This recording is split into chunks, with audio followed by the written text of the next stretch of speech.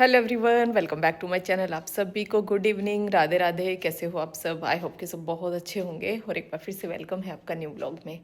तो जी टाइम हो रहा है अभी 6 बज के नहीं 6 बजने में 10 मिनट। और यहाँ पे अभी मन्नू कर रहा है अपनी पढ़ाई। दिखा देती हूँ, आपको दिख रहा है वहाँ पे, देखो वो रूम में बैठा है। और यहाँ पे टीवी कर दिया इसने अभी बंद। ये वैसे जब से ना टीवी देख रहा था, लेकिन अब ये यहाँ पे बैठ के ना आराम से अपना पढ़ाई कर रहा है। और मैंने ना दूध पकने के लिए रख दिया है और अब मैं खाना बनाने जा रही हूँ। और खाने में आज मैं क्या बना रही हूँ आलू टमाटर मटर की सब्जी और बाजरे की रोटी। जैसे कि मैंने बाजरे का आटा पीसा था ना सुबह, तो वो बाजरे की रोटी बनाऊँगी। और बस अब आलू छिलने हैं, दूध मेरा पकने के लिए रख गया है। तो बाजरे का आटा तो साथ साथ ही लगाना है। और कुछ गेहूं का आटा भी ना मैंने लगा के रख दिया है। तो जैसे जो बाजरे की रोटी नहीं खाए ना, तो गेहूं की रोटी बना दूंगी। जो नहीं खाएगा उसके लिए गेहूं की रोटी बना दूंगी। और अभी कपड़े लाने हैं ऊपर से, जो कि टॉवल वगैरह ना वो सब ऊपर सूख रहे हैं, तो वो मैं लेके आऊँगी बाद में। पहले करती हूँ अपने खाने की तैयारी, बिल्कुल खाना बिल्कुल रेडी करके उसके बाद जाऊँगी ऊपर, क्योंकि फिर दीपक भी जला के आना है। वो भी साथ साथ करके आ जाऊँगी पूजा, और कपड़े भी उतार के ले आऊँगी। और आज ना देखो पूरा हॉल ना खाली पड़ा है, कोई भी एक भी ना गाड़ी नहीं है आज पूरा। और जब खाली रहता है ना तो सच में इतना अच्छा लगता है अंदर से कि बाहर थोड़ा खुला खुला सा। नहीं तो जब सारी गाड़ियाँ आ जाती हैं ना तो बिल्कुल पूरा भर जाता है और अंदर से बाहर कुछ भी दिखाई नहीं देता। ये देखो बाहर पूरा खुला खुला है। अब ये एक स्कूटी खड़ी है बस इधर। और अभी ये आया है। नमस्ते नमस्ते। तो जी यहाँ पे अब मैं छील लूँगी आलू और बस फटाफट से सब्जी बनाने की करती हूँ तैयारी। और सूर्य ना जिम तक गया था और अपने पापा के ऑफिस तक गया था। तो बच्चों को एक आदत बन जाती है, जैसे वो बाहर से आते हैं ना और नमस्ते पैर छूना वो सब उनको आदत जब बन जाती है ना, तो वो अगर वो 2 घंटे के लिए भी बाहर जा रहे हैं ना तो आके वही नमस्ते करना पैर छूना वो उनका होता ही है।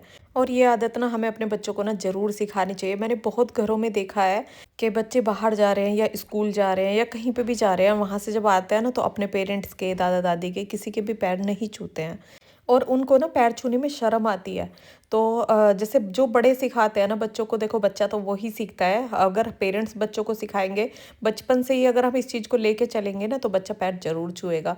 और एक बार इसके लिए ना आपका कमेंट था, इसलिए मैं बता रही हूँ। आपका कमेंट था कि जैसे सूर्य भोपाल जा रहा था तो अभिमन्यु ने ना सूर्य के जो पैर छुए थे, तो आप बोल रहे थे कि आपके छोटे बेटे ने ना बड़े बेटे के पैर छुए हैं, बहुत अच्छा लगा देख के। तो देखो बच्चों को तो हम जैसा सिखाएंगे ना वो ऐसा ही सीखेगा। और मैं अपने छोटे बेटे को ना हमेशा, जैसे उसका बड़ा भाई कहीं जाता है या कहीं से आता है, तो पहले तो मैं बोलती थी, जब वो छोटा था तब तो मुझे बोलना पड़ता था, बट अब मुझे बिल्कुल नहीं बोलना पड़ता है। वो खुद ही, उसे वो आदत बन गई है कि वो अपने बड़े भाई के ना पैर छूता है। और ये देख के ना मुझे भी अच्छा लगता है, जब अभिमन्यु सूर्य के पैर छूता है तो मुझे भी बहुत अच्छा लगता है और खुद ना महसूस होता है कि हमने अपने बच्चों को ना अच्छे संस्कार दिए हैं। और अब यहाँ पे ये लोहे की कढ़ाई है, इसको मैं साफ़ कर लूँगी। तो लोहे की कढ़ाई का ये होता है, जब हम इसमें खाना बनाते हैं ना तब भी साफ़ करके तो रखनी होती है, लेकिन जब खाना बनाने के लिए निकालते हैं ना तब भी वो साफ़ करके ही यूज़ करनी पड़ती है। और इसके लिए भी आपका कमेंट था कि आपकी जो लोहे की कढ़ाई है आप उसे कैसे साफ़ करते हैं। तो जो यूज हुए हुए नींबू होते हैं ना उनको मैं फेंकती नहीं हूँ, उनको उठा के रख लेती हूँ। और तांबे के लोहे के जो बर्तन होते हैं उन्हें वो बहुत अच्छे से साफ़ कर देता है, तो उसी से मैं साफ़ कर लेती हूँ। आपको साफ़ करके मैंने दिखाया, बहुत ईजीली वो ना वो साफ़ हो जाती है। और अब यहाँ पे कढ़ाई में डाल दिया है मैंने सरसों का तेल, और उसमें जीरा धनिया और ये प्याज डाल दिया। और तेल आपने देखा, मैं इतने ही तेल में ना जो भी खाना बनाती हूँ ना, जैसे कि ये नहीं है छोले राजमा और कढ़ाई पनीर शाही पनीर, जो भी बनाती हूँ ना सिर्फ इतने ही तेल में बनाती हूँ। इससे कम हो सकता है बट इससे ज़्यादा नहीं हो सकता। और कम तेल का खाना ही हमारी सेहत के लिए भी अच्छा होता है, जो कि हमारा फैट भी नहीं बढ़ता है। जितना ज़्यादा ऑयल हम खाएंगे ना उतना ही ज़्यादा हमारा फैट बढ़ेगा। और मैं सरसों का तेल और जो हमारे घर का घी होता है ना वो ही अपने खाने में यूज़ करती हूँ, जैसे कि रिफाइंड ऑयल है या ऑलिव ऑयल है। वैसे ऑलिव ऑयल भी हमारे लिए बहुत अच्छा रहता है, बट रिफाइंड ऑयल ना हमारे लिए बहुत ही ज़्यादा खतरनाक होता है। वैसे रिफाइंड ऑयल के बारे में ना आप सभी जानते हैं, ज़्यादातर सभी ना सरसों का तेल ही यूज़ करते हैं। और अब यहाँ पे जीरा धनिया और जो प्याज मैंने डाली थी उसमें डाल दिया था मसाला। और मसाला जो मैंने पीसा था ना वो लहसुन प्याज जीरा धनिया और लाल मिर्च, वो सब पीसा था मिक्सी में और तब इसमें डाला है। और जो कि लहसुन है ना वो हमें डेली ज़रूर खाना चाहिए, जो कि हमारा ब्लड नसों में जो गाढ़ा हो जाता है ना उसको वो पतला करता है। तो लहसुन हमारे लिए बहुत अच्छा होता है, डेली में लहसुन ज़रूर खाना चाहिए। और अब यहाँ पे सब्जी भी मैंने छोंक दी है और यहाँ पे अब आटा जो है ना वो छान लूँगी, जो कि बाजरे का आटा है उसको छान लूँगी। और थोड़ा थोड़ा लगा के ही इससे रोटियाँ बनाई जाती हैं, सारा इकट्ठा मैं मल के नहीं रखती हूँ। और अब यहाँ पे सब्जी में डाल दूंगी धनिया। तो इतनी अच्छी सब्जी मतलब ये लगती है कि जो एक रोटी खाएगा ना वो 2-3 रोटी ज़रूर खा लेगा। और आज शाम का रूटीन मैं आपके साथ शेयर कर रही हूँ। और शाम को वैसे भी हमें हल्का फुल्का सा ही खाना चाहिए, लेकिन आज हमारा खाना थोड़ा सा हैवी हो जाएगा क्योंकि आज सब्जी ऐसी बनी है कि सभी ना ज़्यादा ही खाना खाएंगे। और शाम को ज़्यादातर हल्का फुल्का ही खाना चाहिए, क्योंकि शाम का खाना खा के लेटना ही होता है। सुबह को तो हम कितना भी हैवी खा लेते हैं क्योंकि पूरा दिन हमारे पास होता है और खाना आराम से ना डाइजेस्ट हो जाता है। और शाम का खाना खाने के बाद फिर दूध भी पीना होता है, फिर उसके बाद सोना ही होता है, पूरी रात हम लेटे ही रहते हैं। तो इसलिए हल्का फुल्का ही खाना सही रहता है। और अभी टाइम हुआ है 7 बजे का। तो जैसे शाम के जो काम होते हैं ना वो मिनिमम 5 बजे से अपने कामों में लग जाती हूँ। जैसे घर में भी बहुत सारी चीज़ें इधर उधर हो जाती हैं तो उनको सही से करके लगाना, बर्तन साफ़ करने, दूध पकने के लिए रखना और अपने खाने की तैयारी करना। तो वही 5 बजे से ना मैं काम में लग जाती हूँ, गर्मी हो या सर्दी हो, मैं 5 बजे से अपने शाम के काम ना शुरू कर देती हूँ। और यही ना मुझे अच्छा लगता है क्योंकि टाइम से सारा काम हो जाता है, टाइम से हम खा लेते हैं। शाम का जो दूध पीने का टाइम होता है उसके बीच में हमें गैप भी मिल जाता है, थोड़ा टाइम घूमने के लिए भी मिल जाता है और बच्चों के फैमिली के साथ बैठने का भी टाइम मिलता है। तो इसीलिए ना सारे काम फटाफट से जल्दी कर लेती हूँ। और जैसे ये बोलते हैं कि सर्दी में जो है दिन छोटा होता है, गर्मी में बड़ा होता है, लेकिन मुझे सच बताऊं बिल्कुल भी ऐसा नहीं लगता है। क्योंकि मेरा उठने का भी टाइम वही होता है, सोने का भी टाइम वही होता है, जो गर्मी में भी वही रहता है, सर्दी में भी वही रहता है। तो मुझे दिन ना छोटा बड़ा बिल्कुल भी नहीं लगता है। बस ये होता है कि शाम को अंधेरा जल्दी हो जाता है और सुबह देर से होती है, सूर्य देर से निकलता है, धूप देर से आती है, बस ये होता है। नहीं तो काम का रूटीन तो बिल्कुल सेम ऐसा ही है, जो कि गर्मी में रहता है ना वही मेरा सर्दी में रहता है। और अभी इस व्लॉग में आपके कुछ कमेंट का मैं रिप्लाई भी करूंगी, जैसे कि कमेंट बॉक्स में सही से नहीं कर पाती हूँ तो वो व्लॉग में करती हूँ। और अब यहाँ पे खाना भी हो गया है हमारा तैयार, तो सबको खाना खिला के और उसके बाद हम दोनों खाना खा रहे थे, यानी कि मैं और अभिमन्यु। और उसके लिए ना अभिमन्यु के लिए मैंने गेहूं की रोटी बनाई है, तो कुछ गेहूं की बनाई थी, कुछ बाजरे की बनाई थी।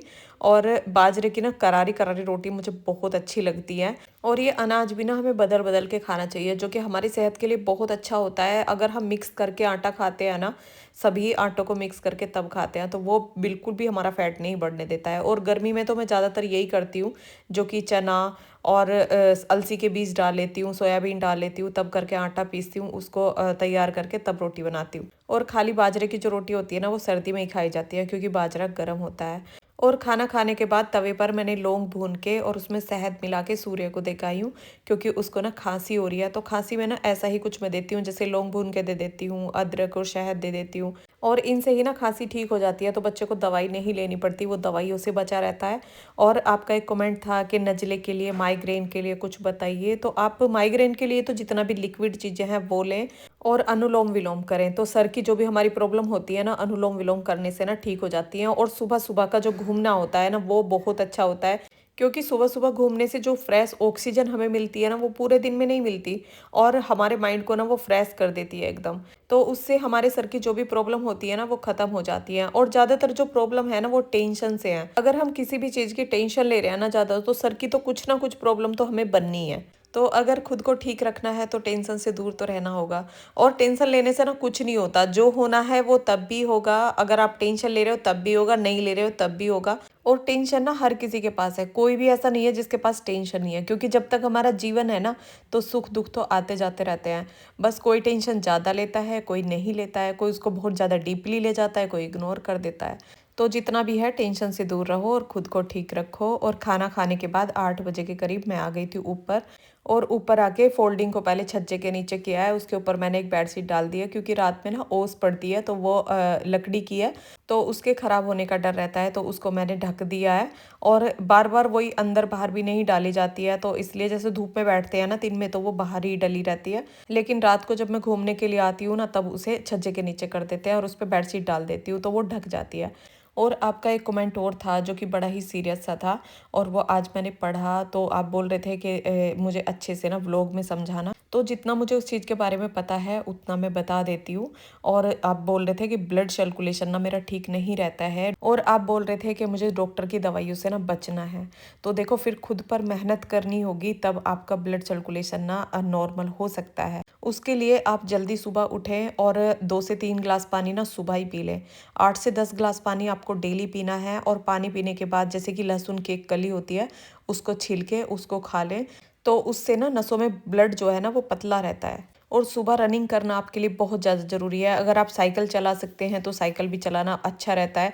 और रनिंग करने से जैसे हमारा हार्ट जो तेज़ी से धड़कता है ना, तो उससे ब्लड सर्कुलेशन बहुत तेज़ी से बढ़ता है। और कुछ ऐसे व्यायाम करें जिससे कि हमें सांस चढ़ता है ना, तो हमारे अंदर ना ज़्यादा से ज़्यादा ऑक्सीजन जाती है, जिससे कि हमारा हार्ट ना मजबूत होता है। और अदरक, लहसुन और हल्दी का सेवन ज़रूर करें। जैसे कि रात में दूध से आप हल्दी ले सकते हैं, और सुबह अदरक भी खा सकते हैं, लहसुन खा सकते हैं। तो ये आपके लिए ना बहुत अच्छी रहेंगी। और जो पत्तेदार सब्जियां हैं ना वो बहुत अच्छी रहेंगी। और जो काले अंगूर हैं, चुकंदर है, अनार है और गाजर है, जो लाल रंग की सब्जियां हैं ना, वो भी आपके लिए बहुत अच्छी रहेंगी। तो उनको आप खा सकते हैं। और डेली रनिंग का रूटीन ज़रूर बनाएं। नहीं तो 3 किलोमीटर ना जो तेज़ी से घूमना होता है ना, अगर आप रनिंग नहीं कर सकते हैं तो तेज़ तेज़ स्पीड से घूमें। स्पीड से अगर आप घूमेंगे ना तो भी आपका ब्लड सर्कुलेशन बढ़ेगा। और इस बारे में जितनी जानकारी मुझे थी उतनी मैंने आपको बताई। और यहाँ पे अब करने लगी हूँ मैं दूध। तो अभिमन्यु के लिए मैं दूध कर रही हूँ। उसमें डाल दिया है मैंने बॉर्नवीटा। और वो लड्डू से दूध नहीं पीता है, जैसे कि मैंने लड्डू बनाए हुए हैं ना, उससे दूध नहीं पीता है। तो कम से कम 35 मिनट के करीब मैं ऊपर घूम के आई थी, और 8 बजे में गई थी, और 8 बज के 35 मिनट पे नीचे आई थी। और उसके बाद ना चला दी थी महाभारत। तो एक दो पार्ट ना डेली का हम देख लेते हैं, जैसे कि महाभारत है, रामायण है। तो शाम का काम खत्म करके और उसके बाद थोड़ा सा देख लेते हैं। बच्चे भी हमारे साथ देख लेते हैं, बच्चों को भी उन चीज़ों का ज्ञान होता है। और जैसे कि महाभारत में दिखाया गया है, रामायण में दिखाया गया है, सच्चाई की ना हमेशा जीत होती है। सच्चाई का साथ भगवान भी देते हैं। और जो झूठ से, छल से, कपट से जो किसी से कुछ छीनता है, उसका साथ भगवान भी नहीं देते हैं। तो इसलिए रामायण महाभारत देखने से ना बहुत बातों का ज्ञान होता है। और मुझे ना देखना बहुत ज़्यादा पसंद है।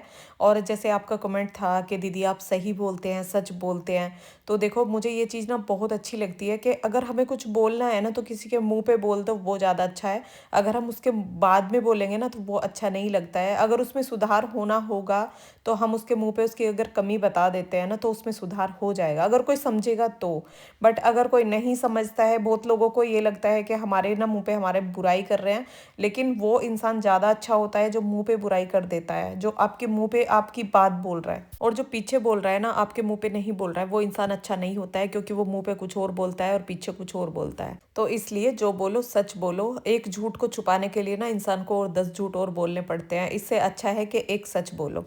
और अब मैं सबको दूध देने के बाद लगा रही हूँ बालों में तेल। तो बालों को ना बांधूंगी, जैसे कि इनकी चोटी बनाऊंगी, क्योंकि रात में सोने में ना फिर ये और भी ज़्यादा उलझ जाएंगे। और जैसे मैंने जब से बाल धुले थे ना, तो तब से इनमें तेल नहीं लगाया था। तो अब मैं इनमें तेल लगा के और इनको बांध लूँगी। और आपका शैम्पू के लिए कमेंट था कि दीदी टाइगर ने शैम्पू हमने मंगा लिया है, तो इसके बारे में बताना। तो ये बहुत अच्छा होता है हमारे बालों को ना बहुत ही स्मूथली, यानी कि बाल ज़्यादा इलझते नहीं है। जैसे कि हम बाल धुलते हैं और उसके बाद कंघा करते हैं, तो कंघा ना यूं ही निकलता चला जाता है। मतलब इतने सिल्की, इतने स्मूथली बाल हो जाते हैं। और ये ज़्यादा हार्ड नहीं होता है। अगर आपने मंगा लिया है तो आपने देखा होगा, इसमें किसी भी तरह की ना आपको खुशबू नहीं आएगी।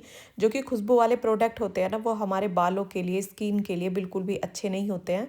तो इसमें बिल्कुल भी खुशबू नहीं है। तो ये बहुत ही अच्छा शैम्पू है, मैंने यूज़ किया है। और आज से नहीं, मैं काफ़ी टाइम से इसे यूज़ कर रही हूँ। तो बहुत टाइम इसे मुझे यूज़ करते हुए हो गया है। ये बहुत अच्छा है। तो यहाँ पे बालों की चोटी मैंने बना ली है। और यहाँ पे आ गई हूँ मैं कान्हा जी को सुलाने के लिए। तो जैसे सभी ना सो गए हैं और अभी टाइम हो रहा है 10:30 बजे का, तो अब मैं पहले कान्हा जी को सुला दूंगी। और अपने सोने से पहले मैं कान्हा जी को लिटाती हूँ। जब मैं सोती हूँ ना, तभी इनको लिटाती हूँ। और इसके बाद इनका पानी यहाँ पे रख देती हूँ, इनके बेड के पास ही ना पानी रख देती हूँ। और जैसे मुझे आंखों में काजल लगाना है, हाथों पे जो मॉइस्चराइज़र लगाना है, वो सब अब मेरे बाद के काम होते हैं। क्योंकि फिर ना हाथ थोड़े चिपके चिपके हो जाते हैं मॉइस्चराइज़र से, तो उसके बाद ना मैं कोई काम नहीं करती हूँ। तो यहाँ पे पहले मैं आंखों में काजल लगा लूँगी। और काजल के लिए भी आपके कमेंट थे कि दीदी इसको बच्चों को भी लगा सकते हैं क्या? तो आप इसे बच्चों को भी लगा सकते हो, बड़े ही से कोई भी लगा सकता है। ये बिल्कुल बिल्कुल भी आँखों को नुकसान नहीं देता है और मैं रात में ही इसे ज़्यादातर लगाती हूँ। दिन में अगर मैं इसे लगा रही हूँ तो नहाने से पहले लगाऊंगी और फिर आँखों को ना साबुन से साफ कर लेती हूँ। और कभी भी ना पूरे फेस पे मैं साबुन नहीं लगाती हूँ। आपके कमेंट होते हैं इसके लिए भी कि दीदी आप फेस पे क्या लगाते हो, तो देखो साबुन से ना मैं कभी भी फेस नहीं धुलती हूँ, सिंपल पानी से ही अपना फेस धुलती हूँ। और कभी कभी ऐसा है कि फेस वॉश लगा लेती हूँ, वो सेटाफिल का मेरा फेस वॉश है, आपने देखा है, तो कभी कभी वो लगा लेती हूँ। और फिलहाल में तो वो ख़त्म हो रहा है काफ़ी टाइम से अब, तो अब मैं वो भी नहीं लगा रही हूँ। और यहाँ पे अब हाथों पे लगा लूँगी, जो कि होममेड मैंने मॉइस्चराइज़र बना रखा है, आपके साथ शेयर किया है, वो मैंने लगा लिया है। तो इसके लिए भी आपके कमेंट थे कि दीदी हाथ पैर ना बहुत अच्छे हो गए हैं, इसका रिजल्ट बहुत अच्छा है। तो जिसका रिजल्ट अच्छा होता है और जो मैं यूज़ कर लेती हूँ ना, वही आपके साथ शेयर करती हूँ, ताकि आपको भी ना उससे फ़ायदा मिल सके। और यहाँ पे ये है मेरा फिशियोजेल मॉइस्चराइज़र, डेली मॉइस्चराइज़र। तो इसको भी मैं यूज़ नहीं करती हूँ। आपने कभी भी जैसे मेरे आप डेली व्लॉग देखते हैं, जब मैं तैयार होती हूँ तो बस बिंदी और लिपस्टिक और सिंदूर लगा लेती हूँ। आपने कभी कभी देखा होगा, कभी कभी मैं इसको यूज़ करती हूँ। और इसे ना खरीदे हुए भी 1.5 साल हो चुका है, तो इससे आप अंदाज़ा लगा सकते हैं कि इसे मैं कितना यूज़ करती हूँ। और यहाँ पे ये वीडियो है मेरा सुबह का। तो आपका ये कमेंट था कि दीदी पनीर आप किस तरह से बनाते हैं, हमारे साथ शेयर करना। तो यहाँ पे ये वाइट विनेगर मैंने ले लिया है और इसको मैं इसमें दूध में डाल दूंगी। दूध मैंने तेज सा गर्म कर लिया था और इसको डाल के ना ये इसमें फट जाएगा, तो इसको कपड़े में छान के और पनीर तैयार हो जाएगा। तो मैं घर का ही पनीर यूज़ करती हूँ, कभी मैं बाहर से पनीर नहीं मंगाती हूँ। आपने मेरे व्लॉग में देखा होगा कि मैं घर पे ही पनीर बनाती हूँ। तो यहाँ पे अब ये दूध फट गया है और अब मैं इसको छान लूँगी। तो यहाँ पे मैंने ले ली है एक बड़ी सी चन्नी, और चन्नी में को पहले मैंने पनीर डाल दिया है ये, और उसके बाद ऊपर से पानी चला देती हूँ। तो जैसे जो विनेगर हमने इसमें डाला है ना, उसकी जो खटास होती है ना, वो निकल जाती है। और साइड में रख ली है जालीदार छन्नी, तो इसमें कपड़ा डाल लिया है और इसको ना मैं इसमें डालती रहूँगी और बाद में इसको निचोड़ के जमने के लिए रख दूँगी। और आज इस व्लॉग में ना मैंने आपके सभी कमेंटों का रिप्लाई करने की कोशिश की है। अगर कोई कमेंट रह गया है तो आप मुझे दोबारा से कमेंट कर लेना। और एक खसखस वाले दूध के लिए भी कमेंट था। तो जब आप दूध शाम को पकाते हैं ना, तो आप जैसे 1.5 गिलास दूध लें और उसमें 1 चम्मच खसखस डाल दें, और जब वो दूध पकते पकते 1 गिलास हो जाए ना, तब उसको उतार लें, तो खसखस ना अच्छे से पक जाती है। तो इस तरह से आप खसखस वाला दूध बना सकते हैं। और यहाँ पे अब पनीर भी हमारा हो गया है तैयार, तो इसको मैंने वेट रख दिया है इसके ऊपर। और अगर आपके पास कोई वेट ऐसा नहीं है ना, तो आप पानी का जैसे भगोना होता है, उसको भी भर के इसके ऊपर रख सकते हैं। और 1 घंटे के लिए इसको मैंने रखा था। ये तो ये देखिए पनीर कितना अच्छा जम के हमारा तैयार हो गया है। तो मैं इसी तरह का पनीर अपना डेली यूज़ करती हूँ।